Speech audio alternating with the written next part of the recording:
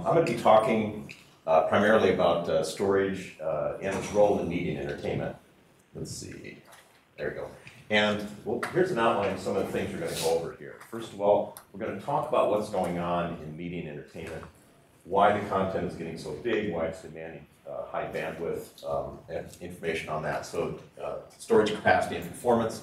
We'll talk about storage and memory and their applications in different parts of the content media workflow, from content capture, post-production, distribution of content, for archiving and preservation of content for the long term. And then at the end here, I've got where I'll talk about some of the things that are going on with regard to various storage and memory devices, including emerging memories and the roles they might play in this and other industries. And finally, some summary and conclusions. So first of all, let's talk about what the requirements are and what's happening in media and entertainment, and why it's using a lot of storage, of different types of storage for different types of applications, actually quite diverse in terms of different uses. So first of all, there's a real ecosystem between the consumption of content and the delivery and the creation of content, and they basically feed on each other. And so an increasing capability, for instance, Samsung or some other consumer electronics company makes ways of using higher resolution content, drives demand for more of that content. Higher bandwidth capabilities in the networks or better compression technologies enable people to deliver that content. And so it's sort of a cycle that keeps on going, and it's driving us at least to whatever the resolution limits that we can appreciate through devices that we are now or will be using every day. For instance, that heads-up display or something built in your glasses long-term, that might end up being 8K by 8K. 8K on each eye, basically 16 by 8K type content, and perhaps even higher for some applications, especially if you want to be able to blow things up and take a look at them. So here's sort of showing what a typical workflow might be. There may be sometimes film, though generally not, digital cameras nowadays, or a render farm to be able to make content. Goes into perhaps a shared storage for a large facility where they do various, what they call post-production type work, going from nonlinear editing, compositing, and finally to conform and assembly. And then there's various ways in which you deliver content. You may do what's called transcoding in order to enable that content to go through those different channels, and finding where the data ends up in the long term, your archive or backup. Just to give an idea of, won't go into great detail on this, but some of these slides will be interesting maybe to look later, is how big this stuff is. So if we look at standard definition, high definition there here, you can see data rates and storage capacity per hour here with assumptions on frame rate. Going into 4K and 8K content, especially in the digital 4K and 8K, you can see these numbers. This would be 1.9 gigabytes per second, for instance, and 6.9 terabytes an hour of content possible for the raw content, right? Capture raw content. In 8K, it gets potentially even larger. Again, this depends upon some of the how many bits per cell, per frame. You're talking about various other things, including the frame rate and the resolution. It goes into what the data rates, required data rates are, and the capacity. But if you go into this Ultra 8K, this 8K Ultra content, you might be talking about approaching 200 times the size, just in terms of the raw content of HD. Now, this depends, of course, upon the actual encoding from the camera. There's a lot of variables in here, but this just gives some idea of what this looks like. There's also, besides just the raw resolution of the individual cameras, the idea of using multiple cameras. For instance, there's work that's going on in Asia and also in Europe, where they put cameras surrounding a scene, let's say like a soccer field or something, maybe somewhere between 5 and 30 cameras, 4K cameras, say, and they capture that scene. And then they can do, right now it's fairly primitive, but as the processors get more capable, they can actually combine all that data together, stitch it together to make a volumetric model of the area, and actually be able to project an image from any point of view within that volumetric space. So that's called, I call that volumetric video. So, that potentially we're talking about not just high resolution, but also potentially a lot of cameras.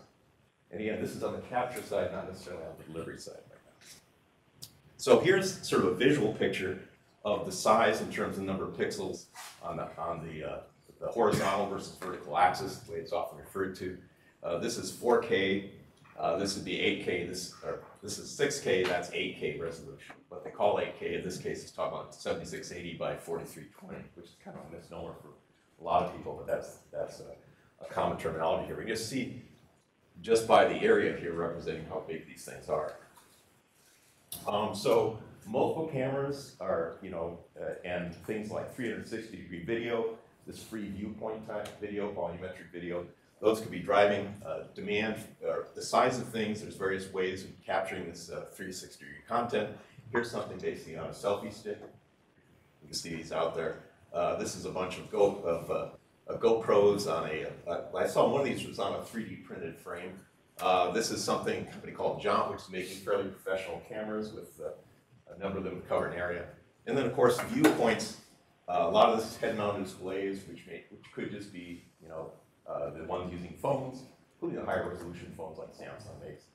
But may also be things like Oculus and other companies that make their own display devices. Or there's some interesting things. Actually, a guy in town here does these things where it's a spherical video, and you can rotate it. You can touch the ball. It's got a touch surface. You can actually rotate the view around it. But it's actually an ongoing video, things like that. So there's various ways of getting these immersive experiences. And 8K per eye, when I've got the screen this close, you can actually see that. So what this means is that in terms of the creation of content, that we may not be very far away of projects that can approach an exabyte in size. Okay, probably a fairly expensive project, let's say 5-10 years from now. Someone wants to do something with a lot of cameras, with very high resolution, in order to, for instance, future-proof the content for future advances in terms of delivery. So let's say they do it at 16 by 8 by 8, so it's a 16K video. Pixel resolution, 24 bits per pixel, 300 frames per second, just to be on the safe side, and that require about 150 gigabytes per second data rates and 414 terabytes per hour. If you had 4 cameras for 360-degree presentation, that would be about 1.66 petabytes for an hour of content. If you shoot hundreds of hours of content, you can see how this adds up. That's why I'm saying it may be within 10 years or so, people actually, projects that are approaching hundreds of petabytes in size, approaching an exabyte. So with that, let's talk about the individual parts of the media workflow and what the storage demands are there. So first we'll start off with content capture. And I'm going to point out that every year, actually for nine years, not consecutive years, but since 2009, there are 9 of these surveys of media and entertainment professionals that are part of the report that I do on storage, media, and entertainment. And the participants come from all different continents and industry segments. Even had one person said they're from Antarctica at one time. Cover digital storage and content delivery, capture, post-production, distribution, as well as archiving and preservation. Covers flash memory, hard disk drives, optical disks, magnetic tape. We do a white paper just on the survey results, and that's available if you're interested in that. But we use the survey to help us with the updates in our reports. Okay, so we just finished the 2018 report this last month. And so anyway, I'm going to show you some of the results from that survey here. So here's some of the results here, which is recording medium professional video cameras. Okay? And what's interesting here, of course, is that flash memory is clearly the highest percentage nowadays. In the survey, it was about 56% in 2018. Hard disk drives behind that. Remember, this may be in the camera or directly connected to the camera. Let's say you're in the studio. You might stream it directly to, say, an external storage unit. That might be a hard drive, for example. So flash memories, most hard drives after that, some optical disks, a little bit of tape, and then film here was surprisingly 5%, even though the prior year, 2017, was almost non-existent. Film, of course, is getting really hard to get. So it depends on who you get in the survey. But this is the results we had since the 2009 surveys. These are the 9 years, looking at tape, hard disk drives, optical flash, and film. The important thing for you folks is that flash memory has been increasing in general in this percentage of the total over that course of time. Film, of course, has more or less been going down. Optical is declining. Hard disk drives are still hanging in there. And magnetic tape has been declining as well. This is the magnetic tape used in cameras. So content shot for an hour's worth of completed work, and I put all kinds of nice solid-state drive devices there, including, I don't have one of your guys. So this is content shot for an hour completed work. So this is by all of these survey participants. And so you can see the breakdown here: an hour, 2.5 hours, 6 to 10 hours, 11 to 50 hours, and then over 100 hours, or 50 to 100 hours. That's about 5%. So there's generally a number of hours of content that are caught, captured for an hour of completed work. And some, for some projects, it can be quite a bit of time ahead of time. I once met, actually, it was I think it was, no, I was in Yellowstone Park, and a guy was capturing footage of wolves in their den. And so he just stayed out there and go out there all the time and take pictures. So he must have like hundreds of hours for 1 hour of probably some nice footage for National Geographic or something. So with regard to 8K, here's an interesting roadmap for development of 8K technology that was, I think, shown in an NAB show a couple of years ago by NHK, which is the outfit in Japan that's done a lot of work on this, and is going to be promoting the use of this for the, especially leading up to the Olympics in 2020 in Tokyo. And there actually is some initial broadcasting work going on now. The camera's got a lot more compact for 8K. The technology basically seems like it's to the point where, although the bandwidth may not be generally available, a lot of the other technologies are coming together for that.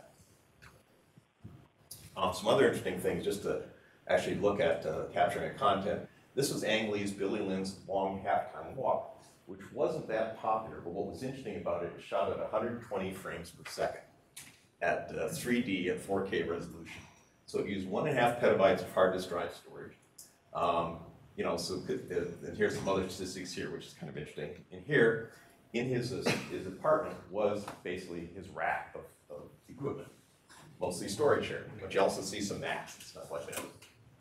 So this is what he stored this on. This is a little bit of a sneak peek at what's in the report, where we're projections of annual storage capacity growth for digital content acquisition from 2017, projections out to 2023 for different types of content, all the way from film and scanned to episodic, broadcast, independent movies, mid-budget movies, high-end movies. You know how much projection those are projected to store. So that's the post-production, that's the content capture side of things. Let's look at post-production, memory and storage. Of course, this is the old way you used to do this kind of stuff. You actually cut things and you tape them together. That's how people used to, when they did film, that was what editing was. And sometimes you get different reels, you have to try to, there's all kinds of tricks you have to do. Lighting would be different, stuff like that. But nowadays it's all digital. And so here's a professional nonlinear editing model system. And even if someone captures something in film nowadays, they digitize it. That's one of the first steps, even if it's analog content, because otherwise you can't fit it into this kind of an infrastructure. So what this thing would look like, you've got a workstation here. It may just be a Mac or a regular computer, or it might be in a network setting. But I've got this workstation. We have some local memory, DRAM, for instance, local storage, maybe hard drives, maybe SSD. And then that might be connected to networks to then get data either from a NAS network there, block-based storage, or, file-based storage from a NAS, or block-based storage from a SAN. Or increasingly, there might even be some assets that are in remote storage somewhere that are part of it for collaborative workflows where we're actually doing work with people who are accessing content from different places. So this would be just the general structure of this of nonlinear editing. And from the survey, this actually is 2017 survey results. We actually looked at the percentage of people who had direct attached storage or some kind of network attached storage that they were using. And as the size facility, in terms of the number of people that were at the facility increased, generally we saw that the network storage would soon be 100%. And the direct attached storage, although it never went away, might decline from, say, 80%, 85% to, say, 50% or so as the facility got larger. People always like a little bit of this direct attached storage because it's actually faster. And these are places where performance really matters, so they often have to do this. Now, here's some of the survey results. In general, 82.6% had direct attached storage. 81% of those had more than a terabyte of direct attached storage. About 12% had more than 50 terabytes. And again, about 12% had more than 500 terabytes of this direct storage. About 12.4% used flash memory in their post-production. That's probably going to go up as we start getting into these higher resolution workflows where the bandwidth becomes important. 58% had some kind of network storage, NAS or SAN, and 57.5% of those had about 50 terabytes or more, 15% had more than 500 terabytes of shared storage. So some interesting things about those workflows. Rendering is another thing we talked about. In rendering, what we're doing is we're creating images.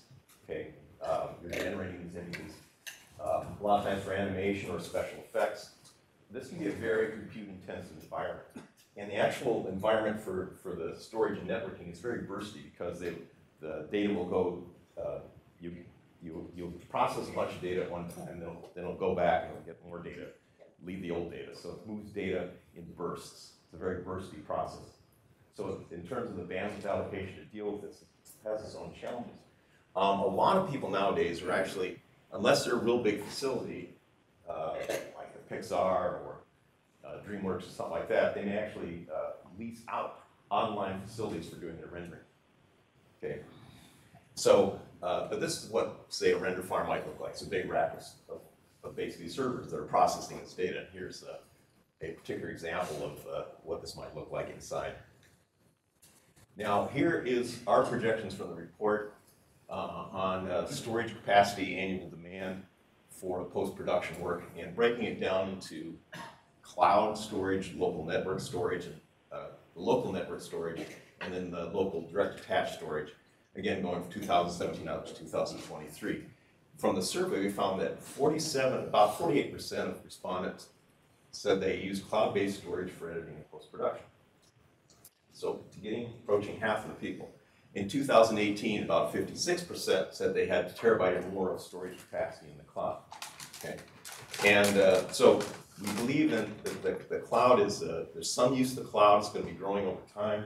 A lot of this is because people tend to work together. There's a lot of workflows where people may be working essentially all year. It's like a 24-hour workflow. And so having content that's in the cloud is a good way to collaborate and do this kind of work, coordinate things.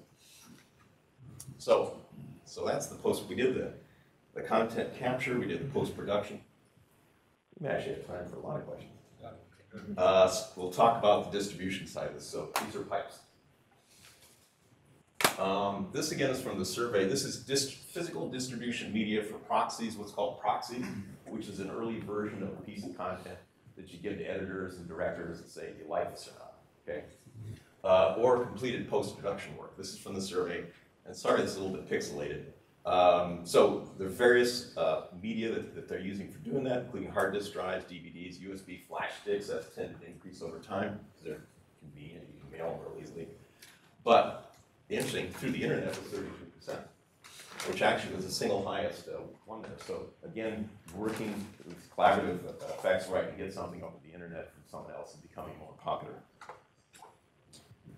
Other ways of moving things to the cloud too is this is the Amazon version of this. So this is their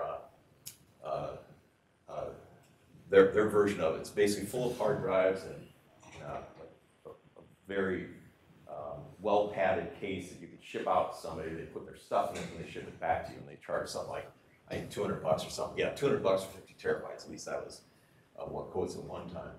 So they also Amazon also offers a truck for content to the cloud.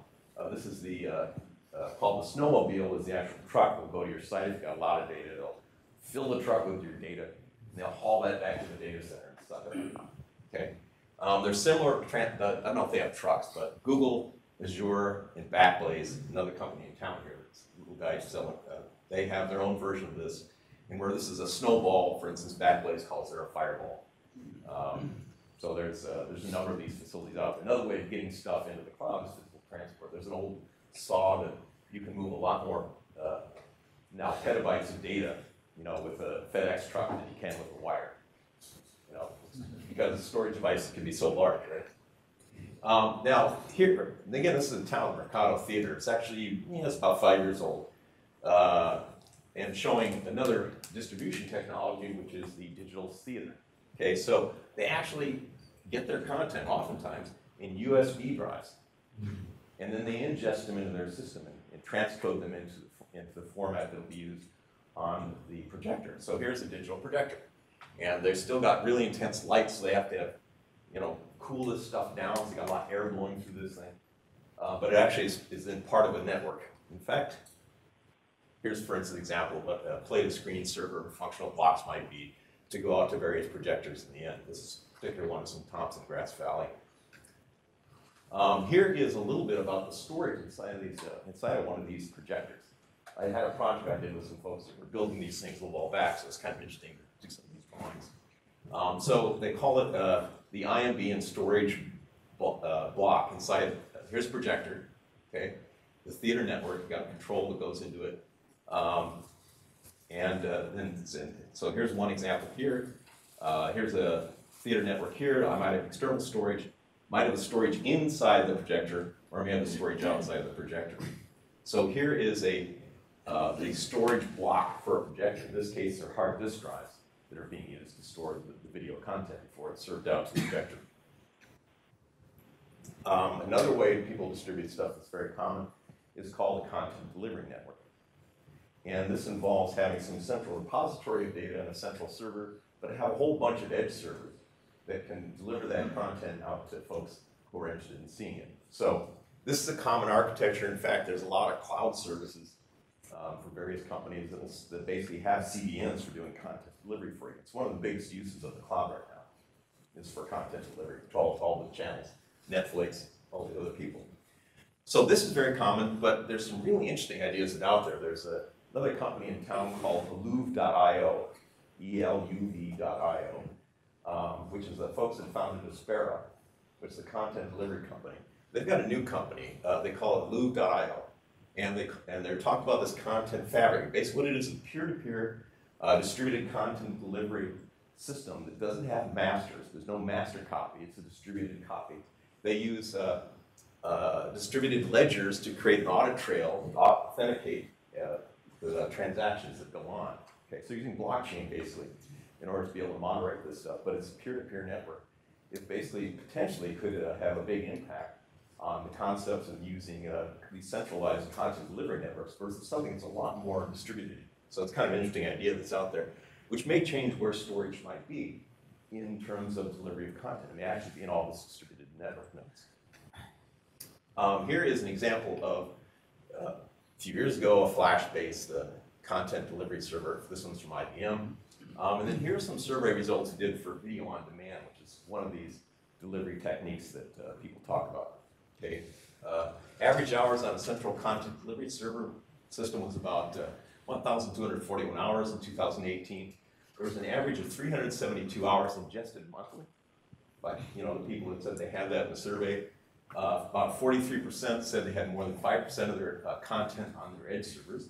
About 48% used flash memory on their edge servers in 2018. That number was a bit up from what it had done in prior years with earlier surveys. In 2018, 39% of the survey respondents said that they used flash memory in their central delivery servers. That definitely is up. That's in the central delivery. Okay, so they're obviously probably putting a flash layer is the first layer. If I have the frequently accessed content, we tend to go there, or be that also metadata. So we're going to talk about archiving and preservation.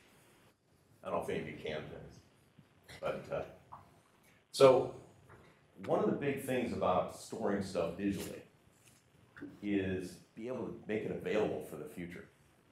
Okay, and if you think about it, technology changes so fast, and it's not just devices, it's not just media, it's the formats change. And so this leads to some interesting things to think about in terms of long-term content protection for assets that have good value, have value for the future, like video assets often do. And for instance, you may have in 20 years, are people going to have USB connectors? What about all those USB drives we keep all our stuff on? You're going to be able to read that stuff anymore, right? Are we going to, tape, for instance, if treated right, can last for 30 to 50 years, right? But, will it be in a format you can read in the future? These are the kind of things people face for gaining things in the future. One of the ideas for dealing with this is this idea of this AXF object wrapper. The idea here is, think of like containers, in these hyperscale environments. Well, this is a, containers are made to come and go. This is basically a wrapper that keeps the data, keeps the metadata, keeps it all sort of wrapped in one place. We have a whole bunch of files potentially in here, but they're all kept in one environment with the idea that maybe this is something that you can then bring into the future. You know, the provenance, you know, how long it's going to last. You keep a lot of structured, unstructured data, et cetera here. Put all this into this AXF object. So this is one of the thoughts that's gone into this. There's actually some standards, SMPTE standards, things like that. And one of the basic ideas here is to preserve what's called the essence, for instance, the video, and the metadata, the information about the video. Who's in the film, where was it shot, you know, what kind of cameras were used for it, things like that. That's all metadata. Keep all that stuff together. And new tools, I think, also offering AI, especially AI that can be used to actually generate that metadata, can do image recognition, do voice recognition, can use GPS on the cameras to locate where things are taken. This will be very important for a generation of metadata directly from content in the future to simplify these workflows and preservation and use, indexing and use of this data. So here's from the survey. So percentage of digital long-term archives in various media. So I don't know if you could read that there, but external hard drives was at 54% in the survey in 2018. Digital tape is at 25%. That's been bigger in the past. So it seems like people are moving to more what's often called an active archive, where I want to have, I'm still concerned with the cost of storage, but I want to have a little higher latency than I get with something in the library system, like tape, where I have to mechanically go, a robot goes, gets a tape, moves it into a drive, reads the information. It takes seconds, take a minute. For the last 2 years, the survey has shown hard disk drive percentage higher than magnetic tape. In the tape, LTO is the biggest percentage of that storage. At roughly 74% of all that tape is now LTO. There's two other formats out there too. Oracle has their what they call enterprise tape format, as does IBM. But the LTO seems to be the most popular. There's a growth in archiving content also in the cloud among our survey participants.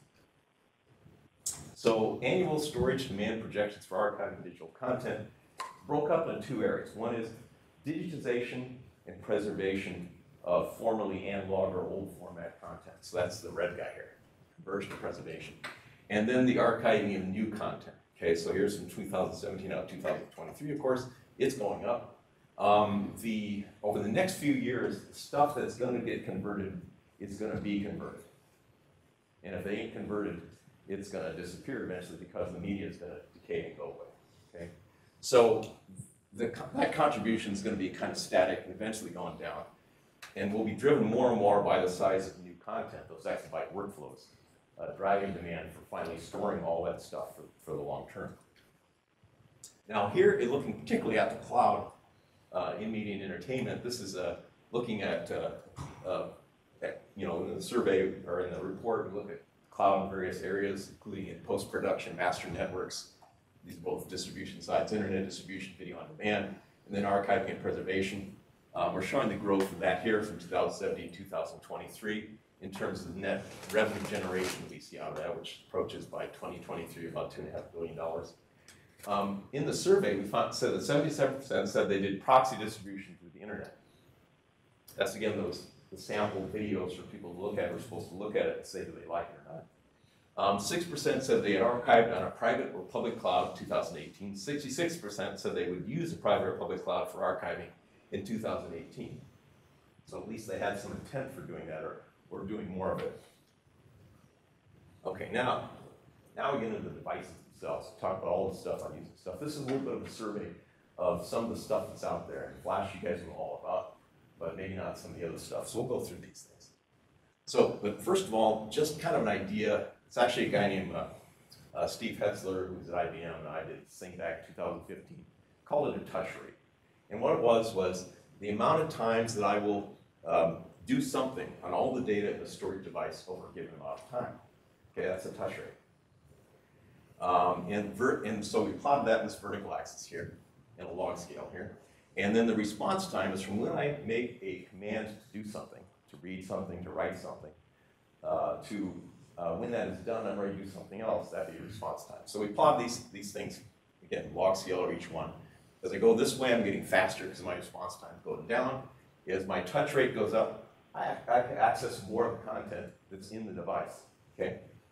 And so this is a high IOPS area because they have very low response time, very high touch rate to all the stuff that's in, for instance, my memory, my cache memory in my computer, for example. Then we have this transaction area, near line, okay? Starting to get a little slower response time, a little less touch rate. What's called semi-active, cold active, and then inactive. Okay, that's this area here. So look at that picture. Now we're going to map technologies on top of that. Okay, so here's flash memory. Performance hard drives, those are the 10,000, 50,000 RPM hard drives, which are being displaced now by performance SSDs, the capacity hard disk drives, and then technology like tape. Okay, so we're mapping these things on top of each other. You see how the flash, and the sweet point to tend to operate these things is near the knee of the curve. So flash is really good for these high IOPS, for example. And above where flash can work, that's where you end up with mostly now volatile memories like DRAM, SRAM, stuff like that. But they're going to, this is where I'm going to get a little later, we'll talk about where that's going to be replaced potentially by persistent memories. And then you get into the hard drives down here and tape even further down here. Now, just an example here is this I think is a 4 terabyte capacity tape. This was a model for a Blu-ray disc library, and here's this is a hard disk, right? This is the Blu-ray library, this is a tape library here. And depending on the assumptions, these will be in various places, how many drives are associated with it. Tell you it'll impact how often you can access the data.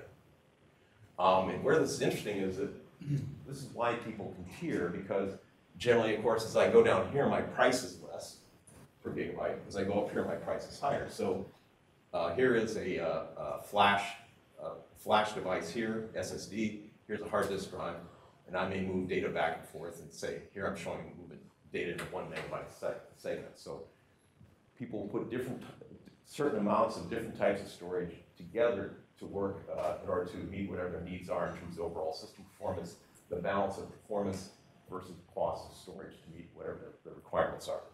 So it's just an interesting view of these things, I think. So that's why I put it in there. So let's talk about particular memories now. Flash memory, of course, increasing in storage. Sorry, it's micron. Capacity, density, decreasing dollars per gigabyte, but still more expensive on the raw storage at least than hard disk drives. Winning more applications, though, as this price dollars per gigabyte drops. And development of NVMe and NVMe over fabrics, basically individual device performance and network performance that are built around the capabilities of solid-state storage are allowing better access to the real capabilities of flash memory and helping to make it more popular.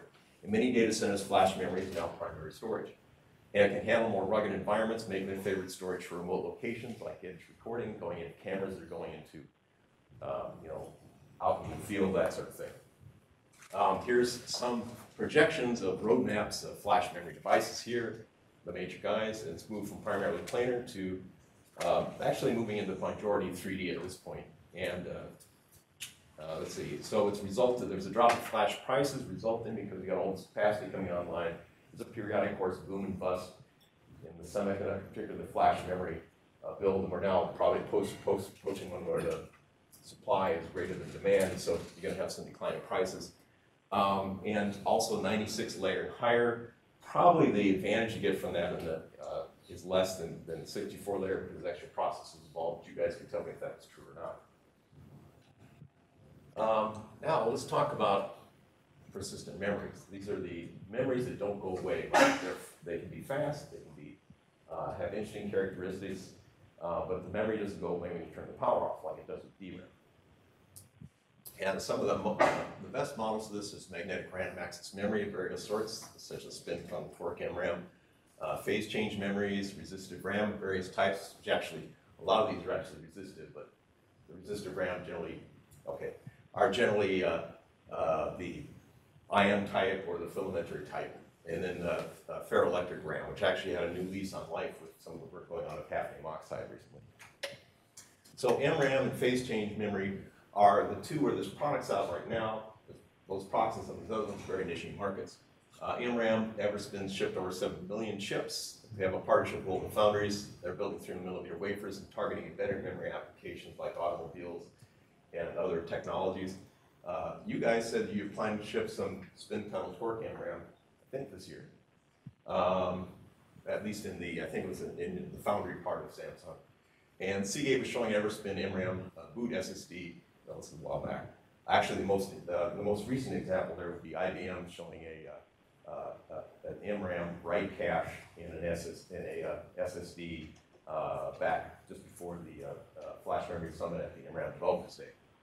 There are also a whole bunch of foundry companies that said they're going to be making MRAM products for embedded applications. So right now, MRAM is seen as having some favor there. Phase change memory, without saying it is, Intel Optane product shipped in 2017 as SSDs, and they have now introduced DIMM products in June. They say they're going to be shipping by next year. So it's the Optane-based dual inline memory module.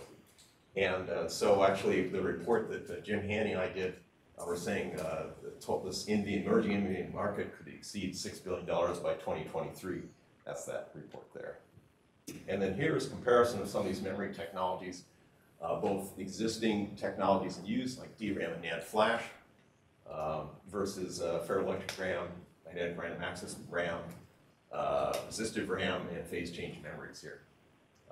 So some of these like MRAM, because it has an endurance which is approaching infinity, is potentially seen as maybe replacing NOR, okay, which has sort of run into its lithographic limits, getting the low 20s, and possibly eventually SRAM because of its larger real estate, and then possibly also DRAM down the road. It all depends upon how fast it can scale, and therefore how fast I can bring down the processing costs.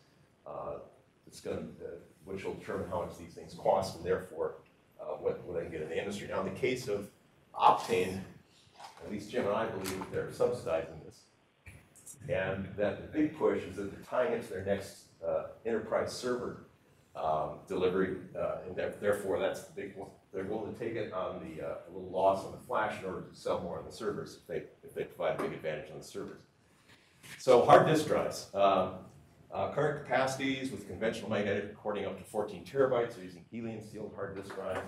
At a conference last month, they were talking about someone was promoting doing it in a vacuum. And then you get rid of with the idea of get rid of all the overcoats. I know those who've worked in this like I have, they say they get rid of all the overcoats, the lube, the carbons, and they get the head media spacing down. Okay, so that was some talk about that. Growth market for hard disk drives is generally going into colder storage for enterprise and cloud applications, and there's a gradual decline in hard disk drives versus flash memory or cloud storage in some other applications, except for this essentially nearline type storage, and in some special applications like surveillance, etc. Here is a roadmap, a couple roadmap pictures for hard disk drives. This is by a 2016 roadmap, they haven't updated yet, from the ASTC technology roadmap, showing going from what they call hammer heat assisted magnetic recording, and then the other one that WD has been pushing is microwave assisted magnetic recording, almost energy induced lowering of the fields required to write on the media, so you can get higher coercivity media that lasts, will allow me to go higher density and still have stable bits. And here's some hard disk drive storage systems. SpectraLogic, they're showing it, it's like a year ago, they had this shingled magnetic recording, which is where I overwrite the tracks, which is good in terms of getting density, but it has overhead if you have to rewrite. So that's an archiving storage system, so it's like a write once archive. Here was recently announced this interesting one here, WD OpenFlex D3000. It's an enclosure with hard disk drives in it with an NVMe interface. I thought that was kind of interesting. Not NVMe drives yet, but NVMe interface on the enclosure. Tape. Just talk about tape. LTO tape. Here's their roadmap here. Currently, talk about going out to this 12 terabyte, or sorry, 192 terabyte generation 12. They're currently at generation 8, which is about 15 terabytes native. And this technology that they've done in the labs, at least, that for these things with the multi-track linear access along the tracks, so it's a little slower to get to the data. Plus, it's generally a library system. But in terms of the cost, you're not reading this thing or putting it in the drive, just using any energy.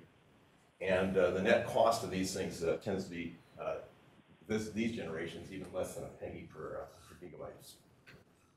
Magnetic tape technology, again, 15 terabytes native, laboratory demonstration over 400 terabytes. We'll actually talk about offering Rocky, so they're going to have Ethernet connected drives, tape drives, yeah, I know. They all have file systems, this LTFS file system, needs some object storage, promoter for air gap backups and other long-term storage. Of course, then you're fighting against the cleverness of the guys who want to take your data. Finally, the last one we're going to talk about here is optical archive data. Blu-ray optical discs. Sony and Panasonic put this roadmap out a few years ago. I've seen these guys. These are available. These guys have been seen in shows. Never seen these before, but they are available out there, and I expect I'm going to see some later this week at the IBC show. Libraries, various sources. Here's Zen Data. It's a little company, but they make these tape and optical disc library systems. And this is a big library system. They have even huge library systems where they store all these data that they get from their cell phone recordings. In Utah, I think, on Spectral Logic libraries. So finally, some summary and conclusions. Flash revenue share growing in media and entertainment. So this is from my report. And look at the revenue by media type. 2017 hard disk drives about 81%, flash about 14%, tape 4%. Expect tape's going to go down by 23%. About 2%, flash increased 27%, hard disk drives about 71%. And where will this flash be used? Well, in 2023, our projection is acquisition will be a big part of that, 71%. Post-production about 21%, video on demand, some of these distribution technologies about 7%. So again, flash, we saw it was used about 50 cents in survey participants in 2018. Increase there. These flash post-production grow with the size and bandwidth and content required. And for CD and content delivery, about 39% use flash in our edge servers in 2019. That's likely to increase. And even if we get into these distributed distribution, as the price of flash goes down, it could become more popular for distributed nodes. So, storage trends: increasing resolution, higher dynamic range, higher frame rates, more bits per cell. Multiple cameras, all these things mean more storage, we need more bandwidth to move this stuff around. Okay? Flash memory will grow as price declines and bandwidth demand increases. It's also going to cause, I think, some interesting look at some of these new technologies, emerging memory technologies, what roles they can play for caching and buffering and other applications where we currently use volatile memory, because it could have advantages there, power savings and performance savings and fast read as well. Cloud storage, public and private, play an increasingly important role in all aspects of professional media and entertainment, and basically all types of storage are still going to be used out, at least for the immediate future, as far as I can see. Hard disk drives, optical disks, and tape, but there's a lot of these are serving more of bulk storage role. So with that, I have this report. You're welcome to, I have some flyers here if you're interested in that, on digital storage for media and entertainment. We also have, with Jim Handy, this report on emerging memories that's available. And I've got this, some flyers out there. October 22nd and 23rd at the Hyatt Regency in Santa Clara. They're going to have the Storage Visions Conference, so you're welcome to take a look at that. Join us if you want. And I think we have some references, and thank you very much.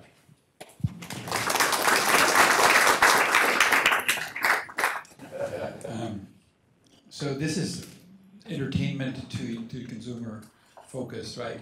Content and consumption of content. It's really looking more at the professional side of it, at the actual creation, the capture, the production, the distribution, and the archiving of content. So the distribution side has to do, feeds into the consumer side. So we're kind of looking at two trends now. One is everybody generates content. That's true too. Daily, yeah. Whatever our friends in Cupertino announced this week. Yeah. Probably stimulate that. They made a deal with Pixar.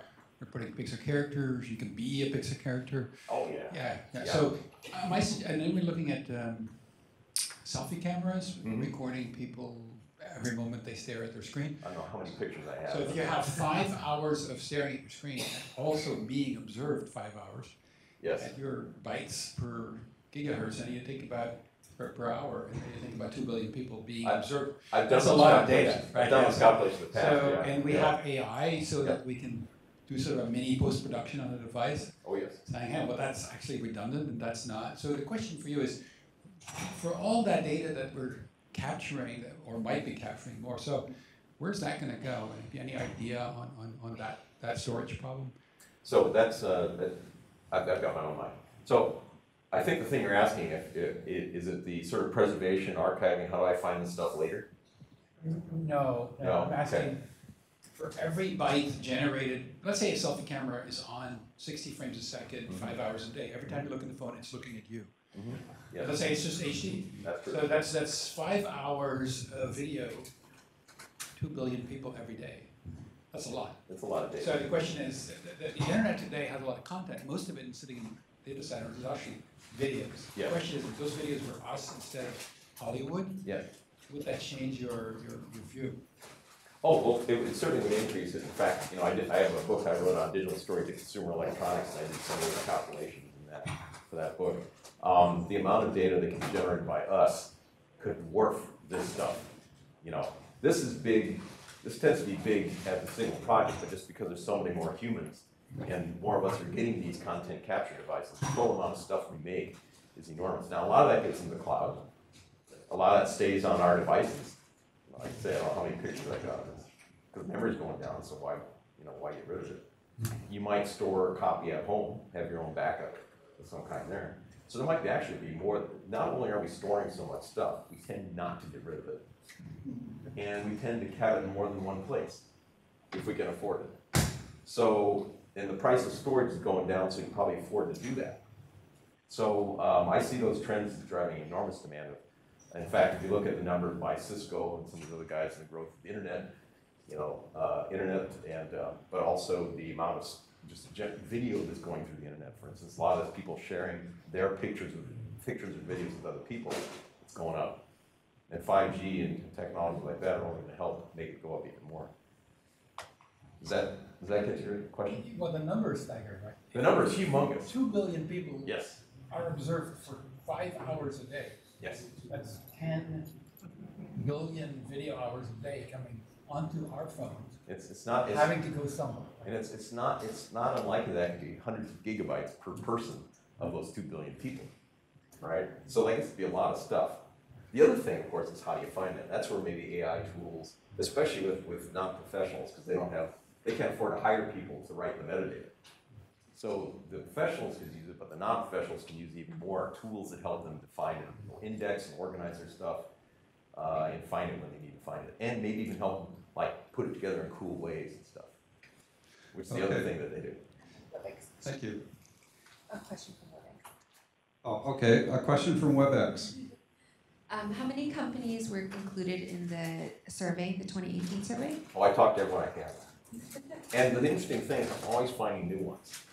There's so many companies that make stuff, storage-related stuff, for this industry, for example, or they're interested in this industry and they make it. So it always seems like, even though I go to a lot of shows and I talk to a lot of people, I'm always finding new people. I'm always finding new stuff that people are doing with things.